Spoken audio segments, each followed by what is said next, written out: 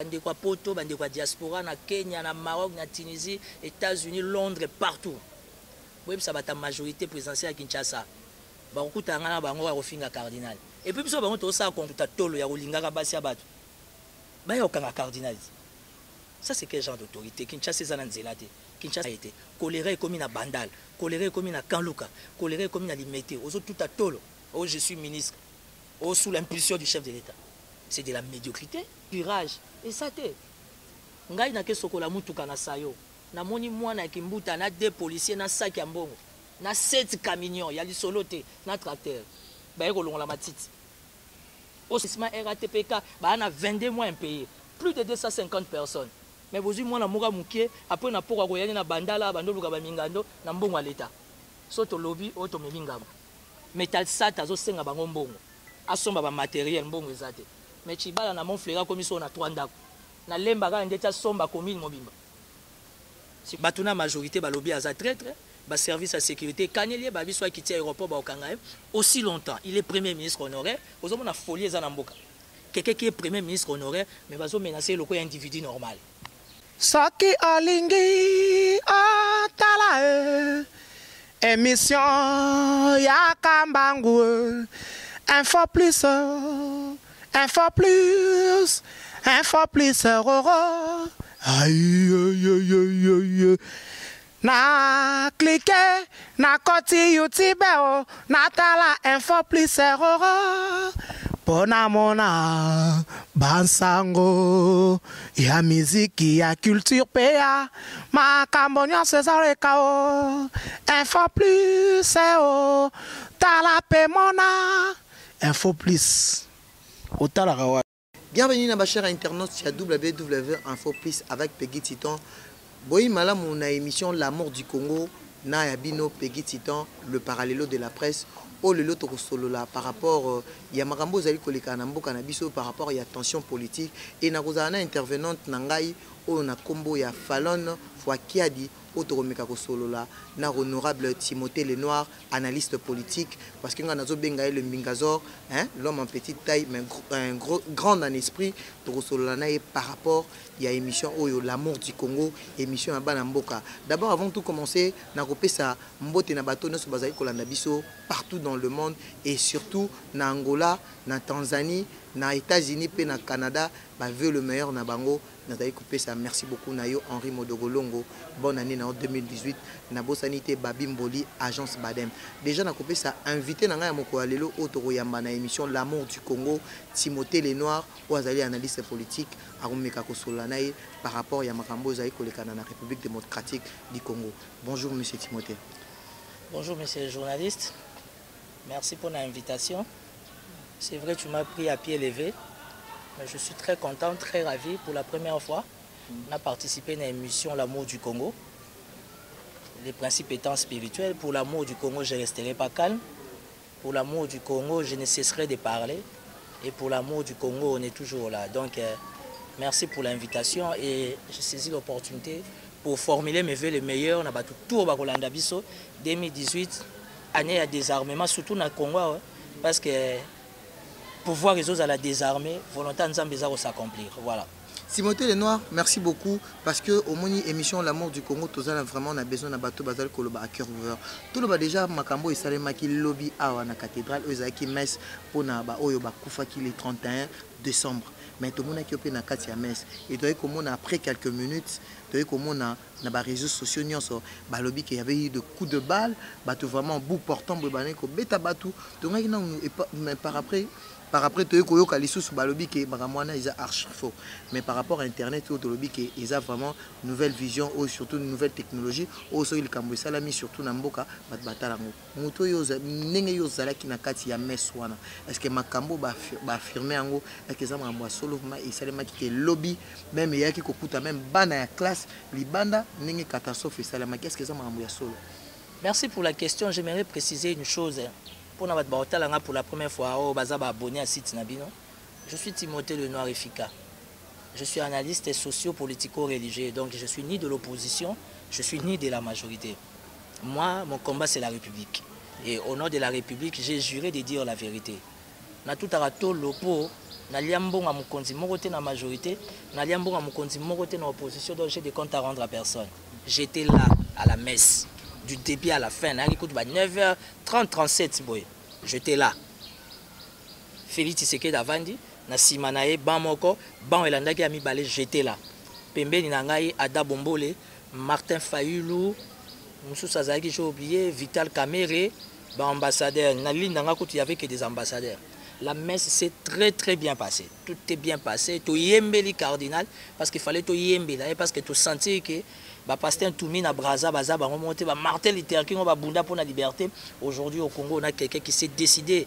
Il y a aussi Métondard à bunda pour la délivrance parce que moi je veux pas utiliser les termes libération, mais moi je vais utiliser les termes purement spirituels pour la délivrance. J'étais là. Embouteillage. Vital Kamere, comme un bon politicien, a mobilisé Batounaye. Félix P a mobilisé Batounaye. Dès que Bata Vital, Vital, non, il y a oh, il y avait déjà 2-3 jeeps, il y a déploiement déjà Ezakiwana. Je te dis, j'ai vu ça, il y a l'isoloté. Général Kassongo, témoin. Lacrymogène et bétama, comme ce n'est pas permis. Les garçons au Moni Azokiwana devant moi. Moi, ma voiture était bloquée à la porte à Notre-Dame. Et bazoya na pour qu'il y ait mis au côté Izam. Tu vois, dans la clôture, il y a Notre-Dame. Azakiwana, petit, lacrymogène est tombé là. Et bizarrement, la prière a commencé à 10h, la prière a fini à 12h30 et coïncidé dans la classe Bazobima. Allez-y comprendre la lacrymogène. J'ai vu le général Kassongo. Moi, je suis très déçu pour le général Kassongo. Le général Kassongo, il n'a pas de Simbangoy. Quand il était un simple capitaine, major, colonel, aujourd'hui général. Le général Kassongo a une réalité. Il y a Mboka Oyo. Le général Kassongo a une grande famille na Kinshasa bazo souffrir. Mais si le général Kassongo, au nom du pouvoir, il doit se comporter comme ça, l'avenir c'est le. J'ai vu dans la classe ndeni bazo kwea lacrymogène eleki ngamoke betinga na kati ya mutu ka j'ai pas dormi, fallait que telema kuna côté à Sanef ko luka mai ko sokola elongi tout et tout. Pourquoi? Donc on n'a pas le droit de prier. Aujourd'hui le général Kassongo, il va faire la guerre avec nous la population. Il y a un commandant Kind. Biso ba kino ba to kopese ouverture. Ah mon général Koto ba yini baza, mon général Koto ba kulu na buena we mais nga la biso yenda yibi monene nzambe. J'étais témoin ya lisoloté. Garçon na soki na misu na ngai na yebisi bampangi bokotsa na mutuka na ngai babitete lokwa carnet na kati to kotsa ende bakotsa na kati comme infirmerie moko ba soigner et je sais pas les restes na autos allait pas Fayulu na tongo Martin Fayulu l'honorable m'a dit que quand c'est un peu compliqué mais le cardinal s'est porté garant à porter ba soin pour na mwana ana mbinga mobile bon un jeune homme comme ça a sali le roté sur akufaki Kassongo il croit qu'il est éternel. Je n'ai rien contre le général Kassongo. Je sais je sais comment il fonctionne. Mais toi, tu as un Congo, tu as un King. Si il va me trouver sur son chemin. Voilà. Timothée Lenoir, d'abord, accord il y a le 31 décembre. Est-ce que c'est valable le lot na Matoya Bakino? Sincèrement, étant politique, l'accord du 31 décembre n'est plus valable. Parce que c'est lui qui est supposé respecter Yango. Si vous validité dans les années, ça veut dire si on doit réfléchir, on comprend que un système antélaté là, parce que déjà la constitution a toujours été piétinée. On a donné un bonus par rapport à l'accord à OIA et Simbité, on a donné un deuxième bonus par rapport à l'accord à Saint-Sylvestre. Il y a un comme même à Kandawa, comme Luka Cardinal, comme Finga Cardinal. Bande quoi poto, bande quoi diaspora, na Kenya, na Maroc, na Tunisie, États-Unis, Londres, partout. Oui, ça va être la majorité présidentielle à Kinshasa. Beaucoup de gens ont refusé cardinal. Et puis, ils ont aussi un concours au Pumba na Boutout. Ils ont trouvé Mama Maria. Tout le monde a refusé. Ils ont refusé cardinal. Il y a Monica Koki. Ceux qui ont vraiment qui ont conduit, ils ont tout à tolo, ils ont refusé ils ont refusé cardinal. Ça, c'est quel genre d'autorité? Kinshasa, c'est un zélate. Kinshasa, c'est un maïté. Coléré comme une bandale. Coléré comme une kanluka. Coléré comme une limité. Ils ont tout à tolo. Oh, je suis ministre. Oh, sous l'impulsion du chef de l'État. C'est de la médiocrité. Sauf lobby au fingi. Sauf même si vous êtes médiocre. Examine-toi toi-même. Si tu penses réellement que tu n'es pas médiocre, change. Toi, un gouvernement médiocre, en commençant par le gouverneur de la ville de Kinshasa. Mon konzi est médiocre. Par rapport à l'acte fait le 31 décembre 2017, est-ce que tu as jugé par rapport à l'acte au gouvernement, ça qui tu as jugé du genre dictature? Et ça pas du genre dictature. Ce qui s'est passé le 31 décembre, ça montre que nous avons un gouvernement incompétent. Nous avons un gouvernement des incapables. Nous avons un gouvernement des incirconcis. Nous avons un gouvernement des médiocres. Et nous avons finalement un gouvernement des barbares. Yebi Sangai, maman est à 3e âge. Bokangi paroisse pour boire qui lacrymogène. Je suis politique. Naza documentaliste, archiviste. N'attends qu'Internet, n'attends qu'un livre bouton na moi. Je jamais vu un gouvernement bunda dans l'église et gagner. Et puis quelle église catholique. Même la France, va sera Gestapo, tant que les autres chauffés, ce n'était pas le cas. Vous allez vous battre avec l'église catholique. Donald Trump ne dirige pas le monde. Le monde est dirigé par les papes. Le Vatican, c'est un État dans un État. Le pape est entouré du G8. Avec le secrétaire du Vatican, le secrétaire général du Vatican, ça fait Genève. Et dans le Genève, le seul unique africain, c'est Mosengo. Mosengo est le premier exégète africain. Quand on a l'histoire de l'église catholique, exégète les annales. Nous avons des autorités malades. Aujourd'hui, ils vont faire la guerre à Mosengo. Mais nous aussi, les catholiques, on ne lâche pas. Au moins, Mboko, ceux qui ont été kufa to kufa. Timothée le noir muso baroyaka. Mais l'enginango parce que les 31, il y a un coupé c'est magina poisson. To dévoiler bango to bimisi bango bolumbe tika bakende. Ça tranquille, il faut pas trop vous déranger. Et si basili. Natikeli Fallon Fouakia dit un peu intervenante Nabiso et émission La Mort du Congo. Amekape Kotuna Mituna par rapport à émission La Mort du Congo. Bon, bonjour, moi Namboka Timothée le Noir. Mbote maman, j'ai beaucoup de respect pour ma maman Nazoka. Ouais. Moi Namboka Timothée le Noir, Motuna Nangezabo. Phénomène choléra toyebaki yango mingi ezaki na ba intérieur na kati kuna mais siko lelo choléra comme na Kinshasa. Oyi koloba nini pona yango? Non, écoutez madame, ta question elle est très sensible. Chose impossible mais vraie, à moins que je me trompe. Je pense que c'est pour la première fois dans l'histoire il y a santé publique. Il y a Congo choléra tout le monde en plein ville province capitale. Lelo choléra comme tina bandal. Bana poto botele ma bandal c'est Paris comme na choléra. Choléra na Kaluka. Et puis, ce côté Kaluka, dans quelles conditions on a biso ana bandu nous bazo vivre. Atabata Bwende, ya Butembo, ya Beni bazo vivre bon côté. Et pourtant autour du chef de l'État, autour ya Mukonzambo, autour ya Kabila, tout ça na bata bandu. Combien de fois ngai bakangi singai et pas André Kimbuta. Combien de fois ngai Timothée le Noir na yebi lelo 5 ans ou 6 ans depuis l'Assemblée provinciale de Kinshasa a voté budget pour na ba désenclaver Kaluka. Kimbutalia. Et c'est ça mon péché. Si on a lobby boyé, lobby est commis à parquet. Heureusement, tout ça déjà dans le tribunal, et tu as la Cour suprême et Kataon. Ça veut dire que choléra, et ça par rapport à la condition hygiénique. On dit en français, la santé n'a pas de prix. Mais aujourd'hui, regarde dans quelles conditions on vit. Kinshasa c'est commis insupportable. Nzele zate, tie pas na biso na mbinza, o duswa kitambo, o kota bandal, o kelemba, so ke na bachangu dégâts. Kinshasa c'est kana nzela te, o tali ba toilette, service à hygiène depuis Mobutu akenda na service à hygiène. Mais au moment ka gouverneur ba na king bi mo boyebi. Et loko ya bien au gouverneur à sala, et ça ko structurer Zaïko. Pour Zaïko ils ont orchestre moko bien ordonné, bien discipliné. Ba nyongo tout ya josa le futama. Mais biso ba nyongo ya makila boté ya kufa ti le futama raté. C'est ça Kinshasa. Tant qu'on koloba au memingam. Donc bande quoi diaspora pour comprendre que maladie ya choléra et ça irresponsabilité, médiocrité en commençant par le gouvernement national avec Chibala. Chibala là que notala bateau les 31 na ba hôpitaux. A que notala table na ba orphelinat, a que na ba homme de vieillard. Chibala zo que na ba supermarché zo ka ba $100. Azo que ka ba $100. Au moins ko kola na passe ndenge sala. Mutakana yeko zoate na vie. Azo kende na ba homme de oloke na ba homme de vieillard au sungabat mais yo zo kende na ba supermarché ka ba $100. C'est ça le Congo. Donc ti choléra koti bana poto ba fongola misu il y a on a saisi opportunité na question yo. Je dis le 18 janvier nazo senga na bana poto boye dengai. Je dis le 18 janvier na okendo tala bande kwa choléra. J'étais en train de dormir. Il y a une voix qui m'est venue, qui me dit d'aller les voir. Donc, il y a un choléra, il y a un temps, mais il y a un moyen. Il y a un diaspora où il y a bonne foi. Celui qui pense qu'on peut réellement accompagner notre République,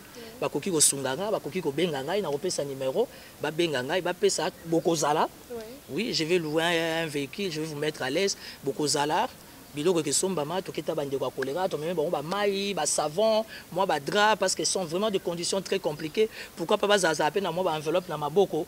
Donc voilà. OK. Bon merci pour répondre à madame Momo Namboka Timothée le Noir. Mutuna na mususu eza boye. pour la mbula oyo ebetaki le 4 janvier inondation esalamaki bandako ekuyaki bato bakufaki babien bato ebebaki bato mingi basokolela mpona information na mingi mpe kutu baza libanda sikoyo gouvernement na biso esalaki badon epesi baenveloppe par rapport ya bato babongisaki babien na bango yo koki koloba nini mpona ngo non ole ya kopesa badon soit disant gouvernement mboko nga nayebi te so gouvernement ezalaka parce que si réellement il y avait un gouvernement la première des choses qu'est-ce qu'il faut faire la moindre des choses eza kocurer baterrasse toza na bandala mais bandala soki mbula ebeti nayebi so fo toluka bwatu ata lelo topesi bato mbongo et après ça veut dire que service à nettoyage service ya entretien service ya curage eza te ngai nake sokola mutuka na sayo namoni mwana ya kimbuta na 2 policiers na sac ya mbongo na 7 camions ya lisolo te na tracteur baye kolongola matiti aussi longtemps l'Assemblée provinciale de Kinshasa a un édit. Na niveau national, il y a une loi portant création. Mais à niveau provincial, on appelle ça les édits. Il y a édit portant création, il y a RATPK, Régie d'assainissement des travaux publics de Kinshasa. Plus de 250 personnes, 11 mois et 22 mois, bafuta maraté. Mais la moni moi qui n'a même pas 30 ans, na sac ya mbongo, na ba camion qui long la matite. C'est la folie. J'ai vu ça. Il y a du soloté. Je suis en train de donner des vrais détails. Je suis tout simplement correct et juste envers moi-même. Régie d'assainissement RATPK, on a 22 mois impayés. Plus de 250 personnes. Mais vous avez moi na mukie après na poko koyani na bandala bando luka ba mingando na mbongo à l'état. Soto lobby auto memingambo. Ça veut dire bambula makasi zoya. Metal sat azo senga bango mbongo. Asomba ba matériel mbongo ezate. Mais chibala na mon frère comme so na 3 ndako. Na lemba ga ndeta somba commune mobimba. Siko yebisa ngai. Souka janvier mbula, février mbula na mbula. Ça veut dire anyo to benga mika kokunda. Mais ba bagia bambula ezo sila bango ba doando kufa. To fete na bango te. Ya biso nde ba kufa. Bango pe ba fete na biso te. Bon siko mwana mboka Timothée le Noir mikolo mingi oza mwana Kinshasa otambolaka ozo mona ba poubelle komi partout. Kinshasa komi solo ya makasi partout koleka sou bien te. eloko nini yo koyi koloba eloko nini okoka conseiller okoyi ko conseiller OK musika na porte kimbuta poubelle eza na porte lupango na ye baki ya poubelle ezali bon epa na bino soki ezali souci ke za ndeni siko en tant que yo mwana mboka eloko nini okoyi ko conseiller gouvernement par na yo eza nini parce que poubelle partout presque partout dans un conseil au pesa gouvernement te kimbuta longwa un point entre réponse yangwana parce qu'en politique quand on va déjà au-delà de 10 ans de pouvoir, aux assounelo ka sikorope sate, poste comme le roi ndaku na. Na respecta mingi bata bandun. Mais sur au hôtel de ville, bandun na bandun. Et puis ka bandeko ya ye na ya mwasi na ye. Ozo comprendre. Na ba camarade ya bana. Ville boye ya 12-13 millions d'habitants. Et ça géré ka na famille moko. Bana ki bino mo boyebi. To yebi ni. Po bambule zoya, batu ba continuer ko kufa. Ça veut dire que ngana osenga bon. Malheureusement, il y a Kabila parce que partout, dans 4 coins de la République, l'Assemblée provinciale est le gouverneur. Mais à Kinshasa, le gouverneur est le président de l'Assemblée provinciale. Et il est là.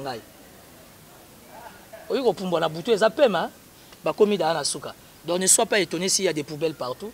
C'est parce que la ville est gérée par quelqu'un qui est dépassé. La ville est gérée par quelqu'un chaque week-end à Vimba. La ville est gérée par quelqu'un qui est toyebi salité donc tant que azaka wana boyeba que février to kokunde belé parce que février to za ba mbula oyo zoya metal sat ayebisi bango mais l'état est incapable européen ça ba moyen na metal sat asomba ba matériel pour na ko comment dire ko gérer ba mouvement wana ya plus tant que zoya oyo skani ba frappe que za makasi pour na ko orienter ba quantité d'eau mboka la bino ya Lumumba na Simo Kimbangu yango yo. OK, merci mon mboka Timothée le Noir na son sima loba et pas ya Titan. Merci beaucoup Fallon Fakiadi. Timothée le Noir. Tout le monde a dernièrement le 31 décembre, Sami Badibanga, à la plateforme de progressif, si je ne me trompe pas. Mais mon colo a tindaki batunaye bakinde messi le 31 décembre et après le tozomona aza na bouton rouge na gouvernement babengi traître. Est-ce que tout le bango que Sami Badi Banga même azaki premier ministre azaki vrai opposante parce que le lot moni ebimi na poisa parce que bango bazaki ko senga balobi que yé aza traître. Est-ce que akoyi ko participer na mambo esengi que non neto lobaka l'amour du Congo yango wana ka ning tout monde donc kozala na souci à peuple yango wana. Non, d'abord Sami Badi Banga et moi on a de très bonnes relations. Je travaille avec Sami Badi Banga à la primature. Moi je suis un légaliste.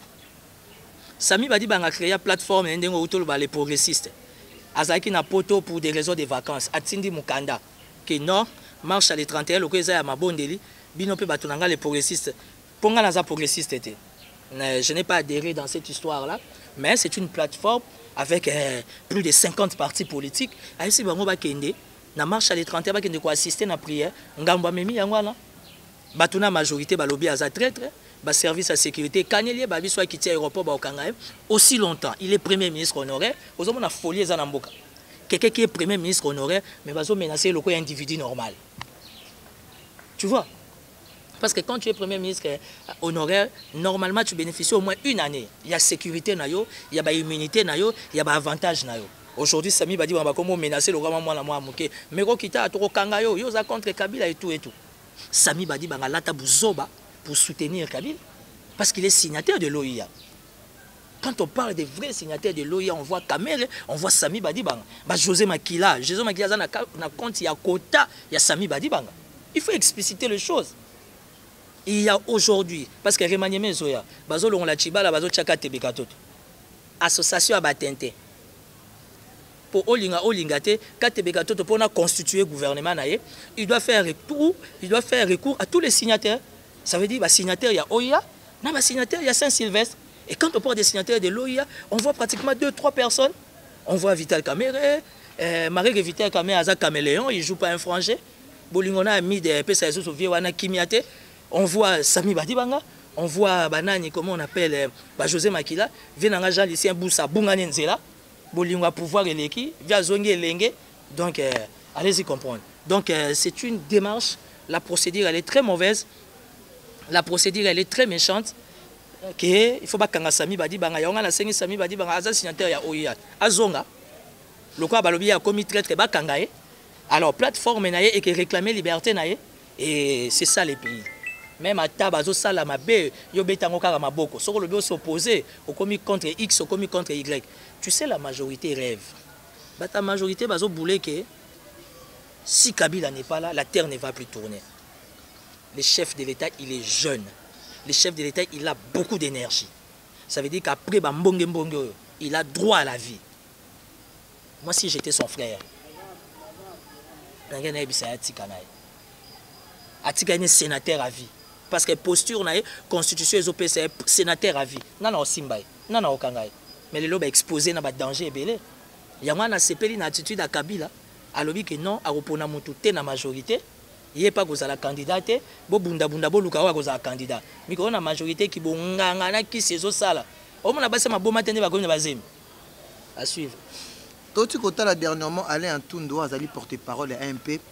Ate kolobati na phénomène kata omone pana ale atundu ale atundu tikela maloba non asisi question na ngati na lingo tikela nga maloba okomotanga bilongo okomotanga kombo oyo tanga makati yoka na effacer comme bana poto tikanga na loba to sambela mingi pona monseigneur Mosengo on a besoin de lui na on a silisi lelo église catholique et bengana atundu l'église catholique il est excommunié mwana mboka Atundu c'est un grand ami à ma mère. N'entra fidèle ba bomba na prison à Sanef. Atundu à Salaboy. Chaque temps on a de kenda otale na mama ngai. Lelo Atundu ko mo kumisa Kabila. Mbo asu mbo ezole kelanga. Na ko silisa question na. Ah? Te kombo ana te. Wana ba kombo ana te. Na déclaration na ya Atundu ba gimbuta ba kombo. Na déclaration na la position. Mwana mboka. Position est claire bien. Timothée Lenoir. La déclaration na loba qui phénomène oyo bino mingi oyo cardinal Mosenga zoloba médiocrité. Est-ce médiocrité wana eza injure to eza kaka bino ndenge bozomona par rapport. Je vais te dire une chose. Par rapport à Mikolo oyo. Toi tu es un journaliste d'investigation. Oto bisanganini. Obifie nanga Timothée Lenoir, ngana za un grand ami à Yannick Stopira to latane coupé to vana na banc. Obi que yo ebi passe à classe. Batuni ba na gouvernement ba tangata na kangi parenthèse. Ce qu'on a cadre et a passe à classe, ça veut dire tu sais comment consulter les dictionnaires. Que dit la médiocrité? S'ils ont un problème, il y a lucidité, il y a lexique français. Ils ont un slogan. Ils ont un slogan, ils ont tout simplement mutasali analyse na ye. Mais allez tout dans le but faut expliquer par rapport à la médiocrité. Le gouvernement tu sais que Ala Atunda Zaki patron sécurité na mboko. Atunda Tanga, il a un problème de français aujourd'hui. S'il a un problème de français, nous au nom de l'église catholique au Tinda na université catholique à Kendozoakou. Mais il n'arrive pas à comprendre. Il ne peut pas comprendre. Il ne peut pas comprendre injurieux. Parce que l'association na bango bazaba médiocre. Il ne peut pas comprendre, il fait semblant. Martin Fayulu m'a appris une chose. En politique, il faut savoir éviter quelque chose et son contraire. Le cardinal a refusé à bango pas gagner ni. Au cardinal a souci à mbongo. Ah, Mosengo souci à mbongo. Mais on est le au cardinal a pour ça remplacer Kabila, mais ça c'est la folie ça. Mosengo est dans le gouvernement du monde. A que nous remplacer Moutounamboka moi Mouké Yanzala avec la ville la plus sale du monde. Mais ça va pas non? Mosengo va remplacer Kabila pour gagner quoi des problèmes. Mais il risque de mourir avant l'âge. Parce que Mosengo a encore besoin d'énergie. Le Vatican, l'église catholique, le monde a besoin de son énergie. A que notre président Samboko, il va se suicider. La majorité, ils sont médiocres. Ils sont des barbares. Tant que nous respectons les cardinals, nous sommes derrière les cardinals. Il y a un faut que tout ça à débat. Je vais faire bilan à Bango. À Tundu, je respecte beaucoup. À Tundu, papa, dans la deuxième république. À Tundu, Nyongi est entré à Fidel. Aujourd'hui, tout nous parle au nom de Kabila. On a un contraste, donc je ne comprends pas. On dit que Belena Likolo, Lingo, tout le monde comprend. Tout le monde a Tangi, Sali, Makambo, Namboko. Oui, ça va Tundu. Oui, ça va. Tanga comme ça. Oh, Benga so Claude Machala. Tintin depuis Mokile Banda. Claude Machala, Souka na Tintin. Yé. À côté na collimateur. Claude Machala. Papi Tamba. Bakoti na collimateur nanga. Papi Tambaza locataire na pigeon na simanda kuna biso là où ma mère habite akoka kofuta maïté. Lupango c'est comme salité. Freddy Mpiana kolo lupango alobi papi Tamba fa bima parce que il faut réflexionner ndako tata bango atika bango va kufa. Papi Tambe locataire. Et j'apprends aussi que ça pasteur na Dewe, nzamba limbisanga bande kwa Dewe bolimbisanga. Mais so boza na diakra bongo botala kanaï. C'est lui qui veut la guerre. Oh alinga affrontement, on va s'affronter pour la délivrance de ces pays. Après, Bemaya a peine à roya. Tobeta nzoto na nzoto diaspora katalikam. Voilà. Et dans les solos oyo, ceux qui n'a tout nioté, Timothée le Nord, bana poto barosilika, barosepelate, baromonanga qui est naza journaliste et professionnel. Et dans les solos moro ya mona moi simoro Dorcas Makaya koye baye azaki azwaki balle perdue. Et après wana mona mboka Dorcas Makaya azaki interné. Et puis tu as comme on a phénomène moro ebima qui wana par rapport à ma signature Marie-Ange Marie-Ange Mouchebe quoi. C'est comme si ils avaient signature un peu forcé, mais la diaspora qui est en charge pour la Belgique. Est-ce que suite c'est un dossier que je maîtrise trop bien. Moustapha Zoumengaï, je lance un message à Madame Marie-Ange Lukiano et Marie-Ange Mouchebe quoi. Bon, Marie-Ange Likoulia Mouchebe, quoi. Paix à son âme, à son mari, c'était un grand frère que je respectais beaucoup. Marie-Ange Mouchebe, quoi, excellence. Aux âges jeunes, tu adores beaucoup tes enfants. On est amis sur Facebook. Dans mon accord, la publication à ça veut dire que tu es une vraie mère et tu aimes beaucoup tes enfants. Nasuki wana. Elle comprend de quoi je parle. Au monde de l'Ingarabana, Nasuki wana. Aïba qui Dorcas a sa famille. Aïba qui Dorcas a droit à la vie. Aïba qui pouvoir est comme une souke kende. Mais il y a des histoires. Il a des beaux gosses. Ses enfants sont très mignons, très intelligents. Aïba qui bana ba amiki. Il âge et zopusana. Histoire à Dorcas et rattraper banaï. Voilà. Pourquoi Senko a sollicité l'aide à Sassou Nguesso? On a question Sassou ne joue pas franc jeu. C'est le président Sassou qui a demandé à la Senko de venir à calmer Bango, à cajoler Bango, à caresser Bango. Bandi Mama Kambwa Kabila, ça c'est inconcevable. Comment le président Sassou peut être méchant jusqu'à ce niveau? Le cardinal Mosengo, c'est l'oncle propre, il y a Claudia Sassou Ikia. Ça veut dire que Maman Boti Claudia Sassou, président Sassou, la petite soeur propre, il y a cardinal Mosengo. Ne fût-ce que sens. Il y a qui beau frère, sens, il y a humanisme. Président Sassou Azou Zanango Tengezo Lekelanga. nga na bi président Sassou na ba état d'esprit wana te à cause du pouvoir ça vient ça passe. Aujourd'hui la majorité des Kabyles les ofinga mosengo butu na moy et tout ce que le président Sassou président assez so ibobenga oni c'est IGA so ki babiloko na bango na ba grand lac wana allez abenga bata 5 ans bochana se boyebisa carnet aza papa achana se mais ça c'est n'importe quoi. Au moins le président Sassou lokola Koti Bitumbo aza contre biso population ya Congo Kinshasa ma BC côté lié on va se battre spirituellement mais biso toza bana maman biso toza bana mama Maria ayebi comme il s'est décidé et que peuple ya Kinshasa za nanzala moko ke chauffer panier a koluka yao tozela ye pesa message to comme na suka pesa message na batinyo so balingaka Timothée le noir et surtout na bandi biso batali na diaspora partout dans le monde pesa bango message clé et puis non merci pour l'invitation je suis très flatté tout ça le on peut bien obi ke simbi voilà donc à un moment de la fin je vous remercie infiniment.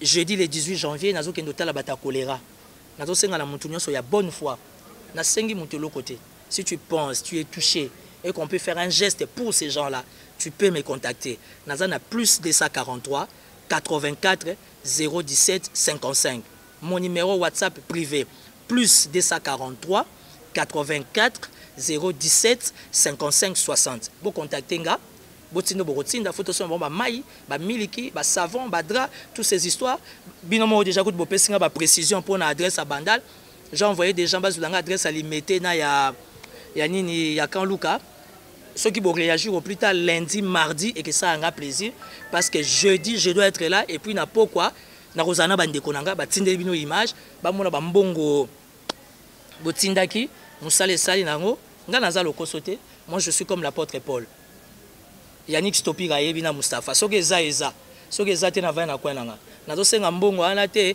o po tetete nazo senga ngo parce que bande kwa choléra yo yebi yo utotala ko ba ya Bandal sikoyo kaka ça veut dire bazana état moko nous devions vraiment les aider en urgence wana gouvernement zo mona ngote gouvernement zo mona ga dossier à Dorcas parce que les Nations Unies derrière tout ça les ambassades pour ba se camoufler bref na kopia mabangati oui ça dérange pas kolo site na petit frère propre ke ba na composition na remarqué ko ana ba biloko ba musulman mais fona simbiso biloko nzete ka o esa le loko site o bobando mona nga chaque semaine nazo panza linyoko po misisa kaka na obwaka oza calme o petit nanga na obwaka pour l'amour du Congo na pesi Yannick Stopira mbote quoi na pesi Johanna Lo na stopé na pesi vient nanga Willy Musheni Claude Maluma Jean-Jacques Mutwale Zakari Bababaso pacho RFI keba na vient nanga Zakari Bababaso pacho RFI na bi ke pa kimbuta soko zwimingi za $100 mais logo s'est décidé à attaquer Zakari Bababaso nga Zakari Bababaso kabela nga jeep yo na bi te kimbuta so akabela onini poto okutaka na bande na makolo kaka à suivre tobo ma famille te pacho RFI ba vieno akala wana esi basili mbote na papa na nga da bombole na José Ndundu mbote na Malela mbote na Malela de Londres mbote na Karma pa nazo lelo mabe bobenga ngoni Kalikula Karma pa na olela libanga oyo leki na yo nga nakola na matete nakola na matete na zaka muke Karma pa ngai leki no nazo lela libanga mabe nzembo wana ngai moko nazo senga na bata diaspora to sa cotisation $1 pour Karma pa ça veut dire faut zonga na studio ça la remix pour boire kanga kaka na nzembo wana pour bandelango pour expliquer trop et ça ndenge na bango bata majorité so bakemela gege parce na bango pas bana bato donc na pesi mbote na Joël Akele na Rifin Kisombe Papi Kelly et Lombe Yeyo Titan un jeune homme qui a beaucoup d'avenir un jeune homme très brillant très intelligent na pesi mbote na papa nanga da bombole na pesi mbote na petite sœur nanga propre je dis que fika na Afrique du Sud yo yebi kaka la plus belle fille d'Afrique du Sud à mon charman monsieur Cindy Kadokolo sans oublier madame Eduardo Dokolo et madame Elisabeth Eduardo Dokolo la femme la plus belle la plus riche d'Afrique mes respects madame félicitations pour nos bébés na pese suna mbote rappelenga mutu mo po bata poto boza libanga le noir DG Lookman na lelo mabe obike na carte masolo akaluka ya kolera oko solola na Henri Modogolongo pa osola depuis Canada Henri Modogolongo babi depuis Canada babi ozaka ne loko titazo tout elo tolo ozaka ne loko le nom pas mon loko eza yanga ya nzala te mais ya bande kwa kolera petit ngana bwa ko ozaka na fiancé na bwa kai te yo koza la fiancé te biso moto encadré yo donc moi na biso yo tozo bokola à suivre. Je vous aime beaucoup. Nadège Fika le Noir à partir de Kinshasa. Parti le Noir, autrement dit les plaignants, les conservateurs de Kinshasa. Oh mon ambo funate. Parti le Noir, le conservateur de Kinshasa. À suivre. Merci beaucoup Ezaki Bongo Mwana Mboka Timothée le Noir ngai pe nazongi sima loba mboka yo. Donc on a dit merci na ondenge oya qui vraiment a on a kati na esika oyo na émission l'amour du Congo au vraiment tozaki na intervenante na ngai Fallon Fouaki a dit merci beaucoup na yo Moustapha Malembe donc cordon nanga et na pesi merci beaucoup na DG Lookman pe na équipe technique Mobimba ya Info Plus et na remercier pe Henri Modogolongo parce que balobi action ngo yango te yo mo gine Timothée le Noir à lobby donc to aider bandi kona biso pour na choléra donc to rozala na ye mokolango donc je dis merci beaucoup na yemoko babengaka Moustapha Kobange donc motema ya Adeline Kobange donc na pesio bambote na bosanité Miguel Mafolo depuis États-Unis na pesio pe bambote na bosanité Mao Chechum Mao Tanvi papa na Eli Preston et agence Babimboli agence Badem donc bato nyonso balingi biloko ekoma de Boma Kinshasa à domicile bokende na agence Badem na Bruxelles wana boromo na ye azawana vraiment agence oyo vraiment ils ko aider ba congolais moins cher mais et je dis merci beaucoup na bato nyonso balandinga na mikili ya poto na Tanzanie na Kenya ba ope na bois quitter bozaka bandeko na biso na ba congolais ndenge moti Timothée le Noir à lobby donc émission na bino l'amour du Congo to kutani mikolo zali koya bye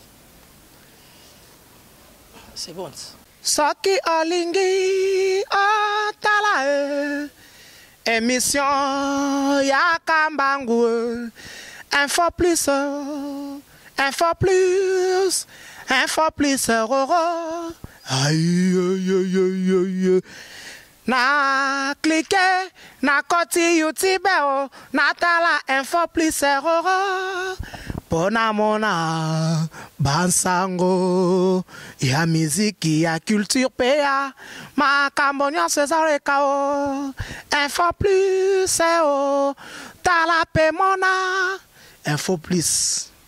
Otala